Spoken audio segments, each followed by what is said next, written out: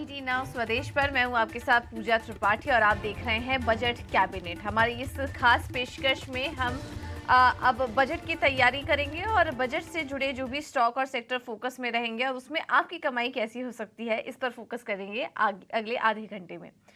Budget की lock in प्रक्रिया अब शुरू हो चुकी है और कल यानी कि 23 जुलाई को सबकी निगाहें वित्त मंत्री पर टिकी हैं कि वो इस बार ग्रोथ को बूस्ट करने वाले किन किन रियायतों और स्कीम्स का ऐलान करने वाली हैं। इसी पर हम लेकर आए हैं खास शो बजट कैबिनेट। इस शो में हमारे रिपोर्टर सूत्रों के हवाले से अलग अलग सेक्टर के संभावित ऐलानों की एक्सक्लूसिव रिपोर्ट आपके लिए लेकर आएंगे और जिसका फायदा उठाकर आप भी मुनाफा कमा सकते हैं। तो चलिए शुरू करते हैं हमारा ये खास शो बजट कैबिनेट।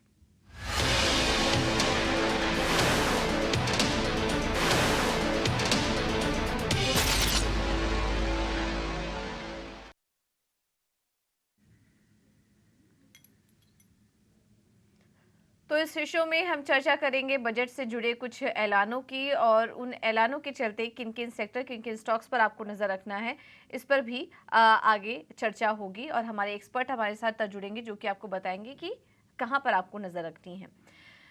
वैसे तो एक अंतरिम बजट फरवरी में आ चुका है, लेकिन नई सरकार के गठन के बाद ये एक फाइनल बजट सरकार पेश करने जा रही है और इसमें काफ़ी सारे बड़े रिफॉर्म होने की संभावनाएं बताई जा रही हैं। डिफेंस के लिए, रेलवे के लिए, महिलाओं के लिए, यूथ के लिए और जॉब क्रिएशन के लिए भी काफ़ी सारे घोषणा की उम्मीद इस बार की जा रही है। माना ये भी जा रहा है कि इस बार टैक्स में भी कुछ बदलाव हो सकते हैं।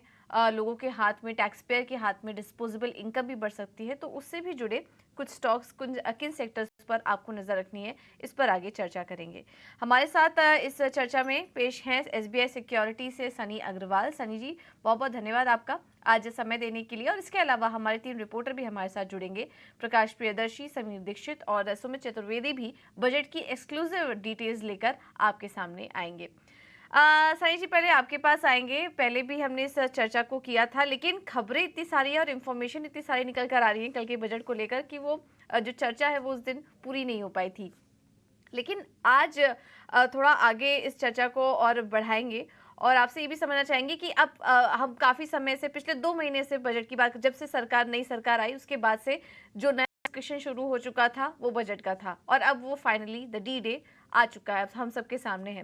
तो ऐसे में मार्केट पार्टिसिपेंट्स को इस वक्त क्या करना चाहिए, किस तरीके की रणनीति बना के चलनी चाहिए इस समय बाजार में? Yeah, good afternoon, Pooja ji, and thanks for having me on the show. Definitely, budget कल का एक वन डे का इवेंट है, बट अगर कोई इन्वेस्टर अपनी नई रणनीति बनाना चाहता है इन्वेस्टमेंट के लिए, ऐसे फ्रेश कैपिटल डिप्लॉय करना चाहता है, तो आई थिंक थोड़ा इन्वेस्टमेंट हॉराइजन थोड़ा लंबा रखना होगा। सिर्फ बजट स्पेसिफिक नजरिया ना रखते हुए थोड़ा सा लंबा हॉराइजन रखिए। डेफिनेटली जहाँ कंपनीज में बेहतर अर्निंग आ रही है, जिस तरह से हम देख रहे हैं कि जून क्वार्टर के नतीजे हम एक sector by sector, company by company आ रहे हैं और जो कंपनीज में एक कॉन्फिडेंस दिखता है कि प्रॉफिट ग्रोथ बेहतर रहेगा अगले 2 साल के पर्सपेक्टिव से, वो कंपनी में बने रहने की राय रहेगी। जो कंपनीज में या सेक्टर में बहुत ज्यादा पैसा ऑलरेडी बन चुका है, वहां थोड़ी पार्शियल प्रॉफिट बुकिंग की भी राय रहेगी और थोड़ा जो स्टेबल पोर्टफोलियो है उसके तरफ शिफ्ट होने की राय रहेगी। कंपनीज जो एफएमसीजी हो गया, फार्मा हो गया, या जो छोटी कंपनीज है जहाँ बहुत स्ट्रॉन्ग अर्निंग ग्रोथ का मोमेंटम दिख रहा है, वो कंपनीज में बने रहने की राय रहेगी। अगेन लिवरेज ट्रेड जो है उससे थोड़ा जो लिवरेज है उसे कम कर लेने में समझदारी रहेगी बजट के पहले, क्योंकि post budget we can see again increase in volatility, तो थोड़ा सा संभल कर काम करना है। अब तक जो प्रॉफिट कमाया है उसे कंजर्व करने की सलाह रहेगी, rather than taking an very adventurous leverage bet at a current juncture.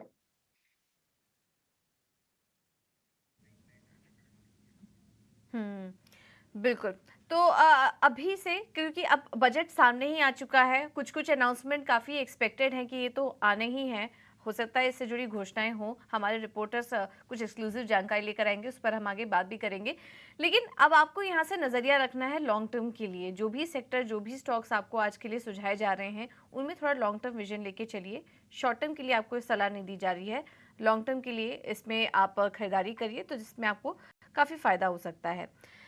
चलिए बढ़ते हैं पहले सेक्टर की तरफ और बजट में इस बार डिफेंस सेक्टर पर बड़ा फोकस रह सकता है। हालांकि इस सरकार का फोकस डिफेंस सेक्टर पर रहा ही है।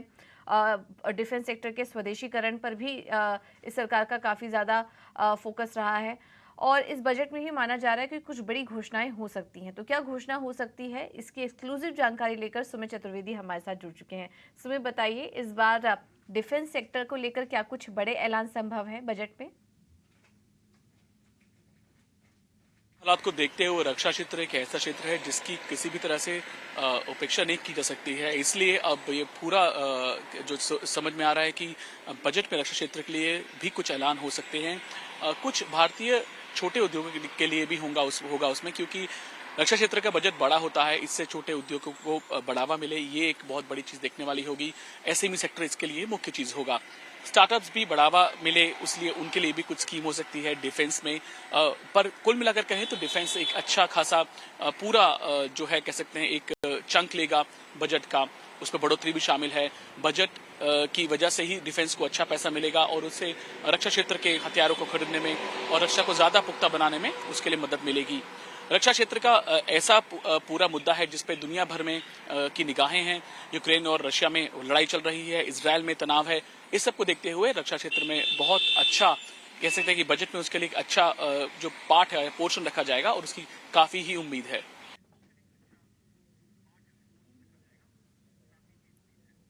बिल्कुल। बहुत-बहुत शुक्रिया सुमित आपका ये पूरी जानकारी देने के लिए। तो इस बार डिफेंस प्रोडक्शन को 3 गुना बढ़ाने की योजना है। F29 तक डिफेंस एक्सपोर्ट 50,000 करोड़ करने की योजना है।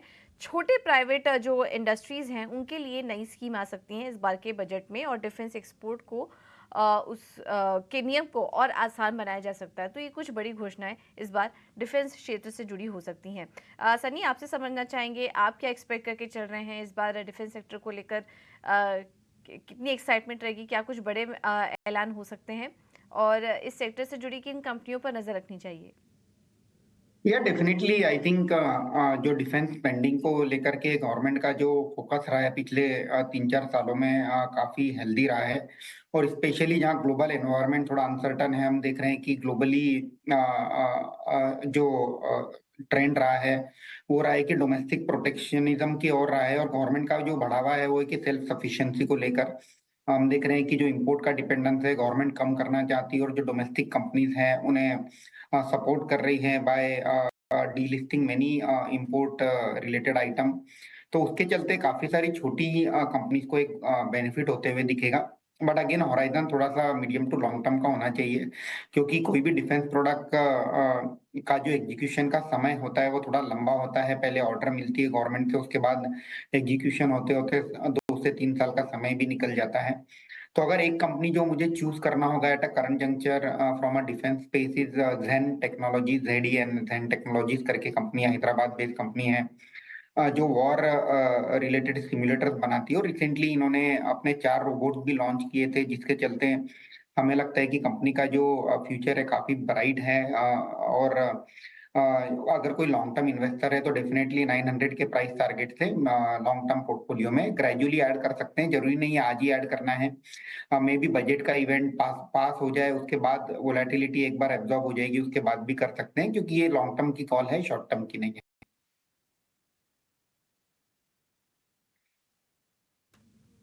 ठीक है, तो लॉन्ग टर्म के लिए ज़ेन टेक्नोलॉजीज़। अब यहाँ पे सनी, एक बार ज़ेन टेक्नोलॉजीज़ के लेवल्स एक बार वापस से चेक करेंगे, क्योंकि अभी ये स्टॉक 1400 के पास कारोबार कर रहा है। टारगेट्स क्या देख रहे हैं आप आगे ज़ेन टेक्नोलॉजीज़ के लिए? ज़ेन के लिए एक्चुअली ये स्टॉक में बेसिकली स्प्लिट हुआ था, तो अगर मैं एडजस्ट करता हूँ तो 750 का जो प्राइस है उसके सामने जो मेरा प्राइस टारगेट रहेगा 900 का रहेगा, with investment horizon of 12 to 18 month. Okay, okay, ठीक है। तो ये है सलाह ज़ेन टेक्नोलॉजीज़ पर आपके लिए। यहाँ पर 900 के टारगेट्स के लिए, क्योंकि स्टॉक स्प्लिट हुआ है तो एडजस्टमेंट को ध्यान में रखते हुए ये प्राइस लेवल्स आपको बताए जा रहे हैं और अगले 1 साल के लिए 900 के लेवल्स यहाँ पर देखने को मिल सकते हैं ज़ेन टेक्नोलॉजीज़ में आपके लिए। चलिए अब आगे बढ़ते हैं और एक और सेक्टर जो फोकस में है वो है शिपिंग कंपनियां, शिपिंग सेक्टर। और आज हम देख रहे हैं कि दोनों सेक्टर चल भी रहे हैं, काफ़ी ज़्यादा हलचल है डिफेंस और शिपिंग कंपनियों में। और शिपिंग कंपनियों को भी लेकर, शिपिंग सेक्टर को लेकर क्या कुछ बड़े ऐलान हो सकते हैं? डिटेल्स जान लेते हैं प्रकाश प्रियदर्शी से। प्रकाश बताइए, क्या कुछ बड़े ऐलान संभव हैं शिपिंग सेक्टर के लिए?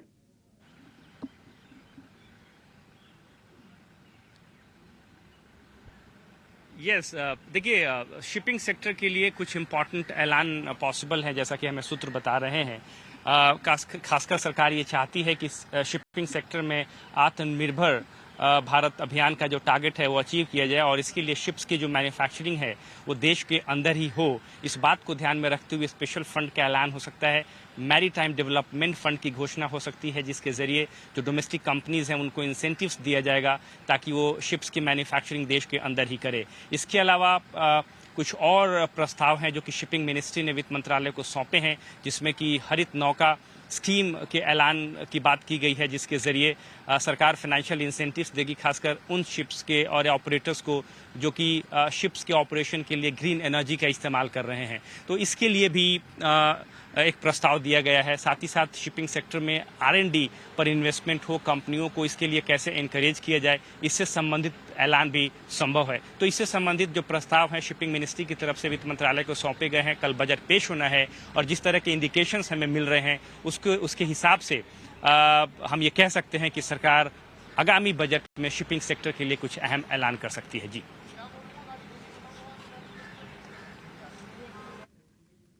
बिल्कुल। तो ये शिपिंग सेक्टर के लिए कुछ बड़े ऐलान हो सकते हैं, और इस अनाउंसमेंट को लेकर शिपिंग मंत्रालय की तरफ से वित्त मंत्रालय को रिकमेंडेशन भी सौंपा जा चुका है। शिप मैन्युफैक्चरिंग के लिए विशेष फंड को मंजूरी मिल सकती है। तो ये कुछ बड़ी घोषणाएं हो सकती हैं। प्रकाश, आप बने रहिए हमारे साथ। आपसे ये भी समझेंगे कि हाउसिंग सेक्टर से जुड़ी भी क्या कुछ घोषणाएं हो सकती है, वो भी बताइए। उसके बाद हम सनी के पास जाएंगे समझने के लिए कि किन स्टॉक्स पर नजर रखें, स्टॉक स्पेसिफिक आइडियाज क्या होने चाहिए। प्रकाश बताइए, हाउसिंग सेक्टर को लेकर क्या कुछ घोषणाएं संभव हैं? देखिए, हाउसिंग सेक्टर के लिए भी अहम ऐलान की संभावना है। जैसा कि प्रस्ताव हाउसिंग मिनिस्ट्री की तरफ से आए हैं, खासकर रूरल डेवलपमेंट मिनिस्ट्री की तरफ से भी आए हैं। इसमें दो पहलू हैं। सबसे पहला तो ये कि जो न्यू हाउसिंग स्कीम की घोषणा सरकार ने अंतरिम बजट में की थी, उसके लिए फाइनेंशियल एलोकेशन नहीं हुआ था। लिहाजा माफ करें, जो हमें जानकारी मिल रही है उसके हिसाब से सरकार हाउसिंग सेक्टर के लिए, यानी कि न्यू हाउसिंग स्कीम के लिए 50 से 60 हजार करोड़ रुपए का एलोकेशन कर सकती है। जैसा कि आपको पता है कि सरकार ने मिडिल क्लास और अर्बन पुअर को ध्यान में रखते हुए एक नई हाउसिंग स्कीम की घोषणा की है, और अब उसके लिए आगामी बजट में फाइनेंशियल एलोकेशन का ऐलान किया जा सकता है। साथ ही साथ जो होम बायर्स होंगे जो कि एलिजिबल होंगे इस स्कीम के तहत, उन्हें इंटरेस्ट सबवेंशन का बेनिफिट भी मिलेगा, जो कि 3 से 6% के दायरे में हो सकता है। तो ये काफ़ी इंपॉर्टेंट जानकारी मिल रही है। इसके अलावा जो PM आवास योजना रूरल है, जिसमें सरकार की योजना ये है कि ओवरऑल एलोकेशन जो है वो बढ़ाए जाएंगे। उसमें करीब 15 से 20% एलोकेशन बढ़ाया जा सकता है, जो कि करीब 80 हजार करोड़ के आसपास है इस वक्त, क्योंकि राज्यों की तरफ से काफ़ी डिमांड आ रहे हैं। और उम्मीद ये है कि सरकार अगले 5 सालों में करीब 3 करोड़ से भी ज़्यादा नए अफोर्डेबल हाउसेस का निर्माण करेगी। तो ये प्रस्ताव हैं, इस पर काफ़ी कंसिडरेशन भी हुआ है, और हमें जानकारी मिल रही है कि सरकार बजट में इसका ऐलान कर सकती है। जी,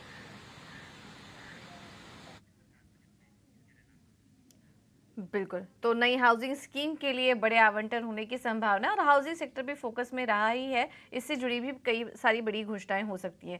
प्रकाश, आप बने रहिए हमारे साथ, आपसे कुछ और भी अहम जानकारियां हम लेंगे।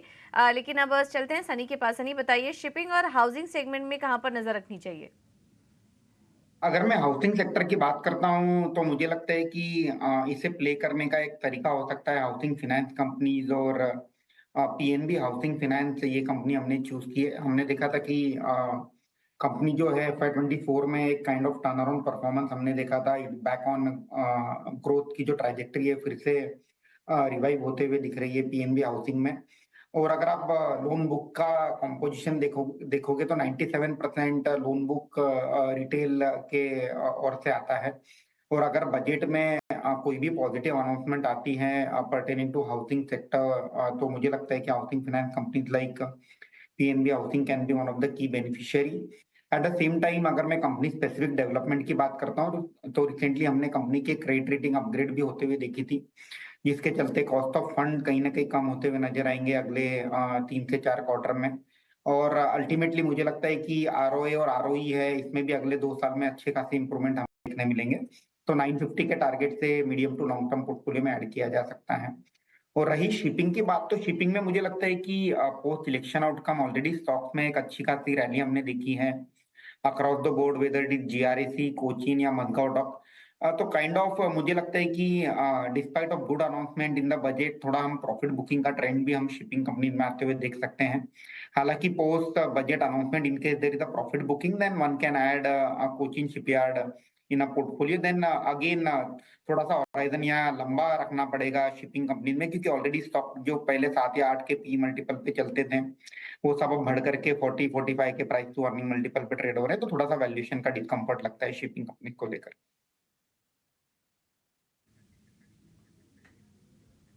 हम्म, ठीक है। तो पीएनबी हाउसिंग, ये स्टॉक अच्छा लग रहा है हाउसिंग स्पेस से 950 के लक्ष्य के लिए। और इसके अलावा शिपिंग कंपनियों की बात करें तो यहाँ पर भी आपको राय दे दी गई है, इस पर आप नज़र रखिए। चलिए अब आगे बढ़ते हैं और समीर के पास अब यहाँ पर चलते हैं और उनसे समझ लेते हैं कि एग्री सेक्टर को लेकर क्या कुछ घोषणाएं संभव हो सकती हैं। हमारे साथ वो जुड़ चुके हैं। समीर, बताइए, बजट में एग्री सेक्टर को लेकर क्या कुछ घोषणाएं संभव हैं? ये बात तो तय है कि बजट में सरकार का कृषि सेक्टर पर विशेष फोकस रहने वाला है।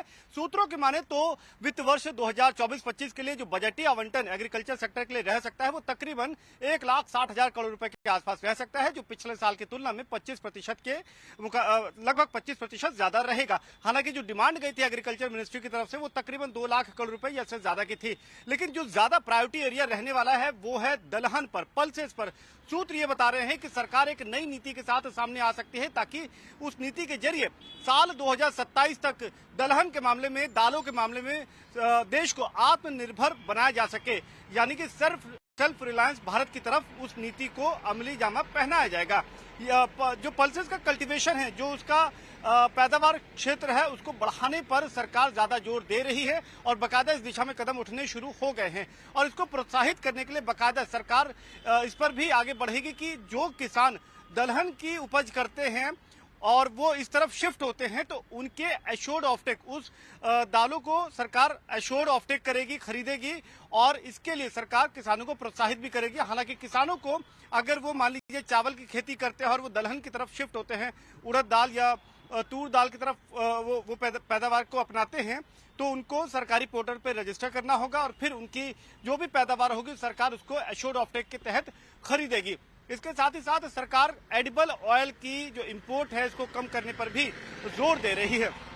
सरकार का मत यह है कि एडिबल ऑयल का जो इंपोर्ट है उसको धीरे धीरे साल 2028-30 तक काफी हद तक कम करना है। और यही नहीं, एथेनॉल की तरफ जो डायवर्जन है उसको भी धीरे धीरे बढ़ाना है और इसके लिए भी सरकार आगे कदम बढ़ाएगी। आपको ये भी बता दें कि पैदावार, दलहन पैदावार के मामले में सरकार जो सेल्फ रिलायंस अपना गोल या मिशन लेकर के चल रही है, उसमें किसानों को ज्यादा से ज्यादा एनकरेज करेगी कि वो गवर्नमेंट पोर्टल पर रजिस्टर करें और इससे उनको अलग अलग इंसेंटिव्स भी मुहैया करा जाएंगे। एश्योर्ड ऑफटेक के अलावा भी कुछ और इंसेंटिव्स भी सरकार इनको देगी। तो कुल मिलाकर के कृषि सेक्टर पर विशेष फोकस, जिसमें बजटीय एलोकेशन तो बढ़ाया जाएगा ही, लेकिन दलहन पैदावार को बढ़ाने के लिए किसानों को प्रोत्साहित किया जाएगा।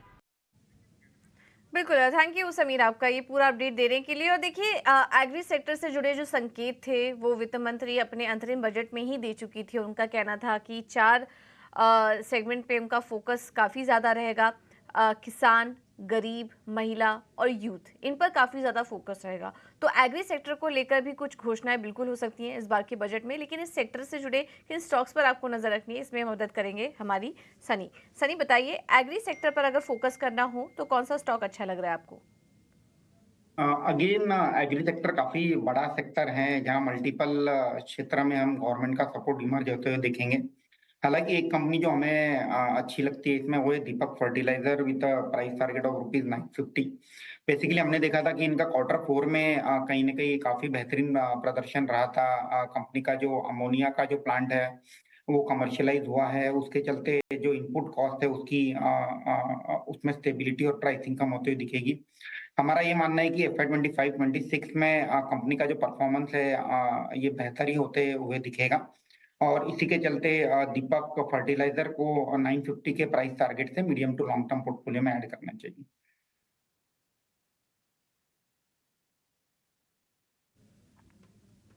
ठीक है, तो दीपक फर्टिलाइजर इसे ऐड करना चाहिए 950 के लक्ष्य के लिए। अवधि होगी 6 से 12 महीने के लिए। तो जो भी स्टॉक देखिए आपको जो बताए जा रहे हैं वो कम से कम 1 साल की अवधि के लिए आप रखिए और इसमें आपको यहाँ पर फायदा हो सकता है। आगे बढ़ते हैं और इस बार के बजट में नौकरी पेशा, सैलरीड एम्प्लॉयड, टैक्स पेयर्स वो काफ़ी ज़्यादा उम्मीदें कर रहे हैं इस बार के बजट में वित्त मंत्री जी से।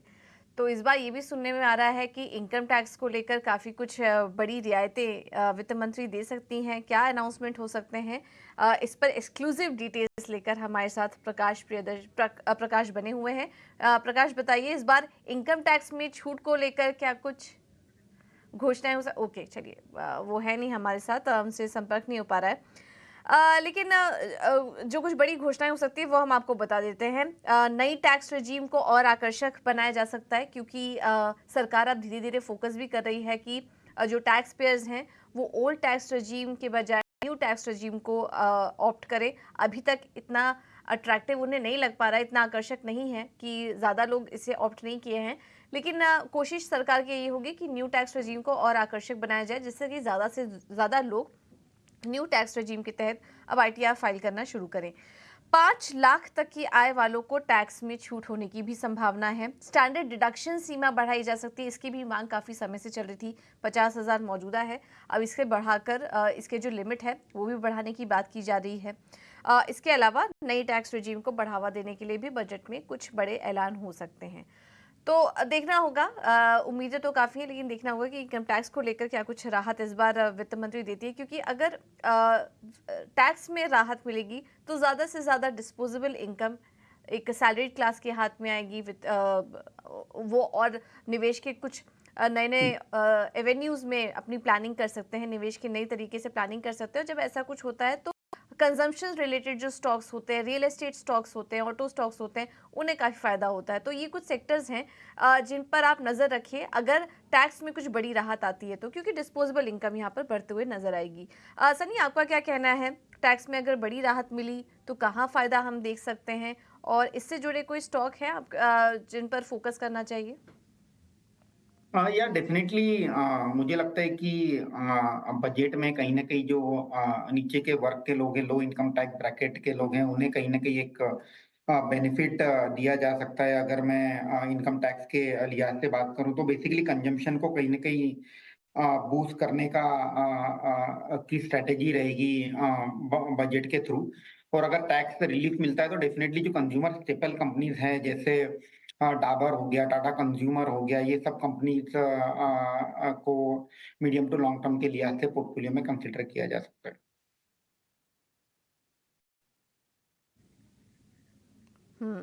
ठीक है, तो ये कुछ स्टॉक्स हैं जिन पर कि आप नज़र रख सकते हैं। चलिए एक बार क्विक रिकैप ले लेते हैं स्टॉक्स का। सनी जी की जो रिकमेंडेशन है वो हम आपके सामने क्विकली रख देते हैं। अगर हाउसिंग फाइनेंस में आपको नज़र रखनी है तो PNB हाउसिंग फाइनेंस अच्छा लग रहा है और यहाँ पे सनी 950 का टारगेट देख रहे हैं। रियल एस्टेट स्पेस में अरिहंत सुपर यहाँ पर नज़र रखिए 450 के टारगेट के लिए। एग्रीकल्चर स्पेस से दीपक फर्टिलाइजर अच्छा लग रहा है 950 के टारगेट के लिए, आप यहाँ पर नज़र रख सकते हैं। ऑटो कंपोनेंट की बात करें तो SJS एंटरप्राइजेज जैसे स्टॉक पर आप नज़र रख सकते हैं, यहाँ पर टारगेट देख रहे हैं 1000 रुपये का। और डिफेंस स्पेस में जेन टेक्नोलॉजीज अच्छा लग रहा है, ये स्टॉक स्प्लिट की बात का एडजस्टमेंट प्राइस आपको बताया गया है, तो इसके बाद जो लक्ष्य है वो 900 रुपये का सनी की तरफ से रिकमेंडेशन यहाँ पर निकल कर आ रही है। तो ये कुछ स्टॉक्स हैं बजट को देखते हुए जहाँ पर कि आप लॉन्ग टर्म के लिए यानी कि अगले 6 से 12 महीने के लिए आप इन पर नज़र रख सकते हैं।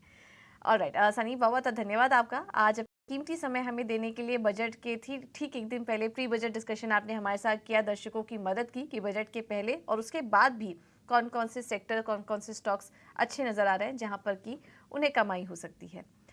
चलिए आपका बहुत बहुत धन्यवाद और हमारे सभी रिपोर्टर्स का भी, प्रकाश, समीर, सुमित, आप तीनों का ही बहुत बहुत धन्यवाद हमारे साथ जुड़ने के लिए और एक्सक्लूसिव जानकारी हमारे दर्शकों को देने के लिए। फिलहाल इस शो में इतना ही, लेकिन आप हमारे साथ बने रहिए, खबरों का सिलसिला आगे भी जारी रहेगा। नमस्कार।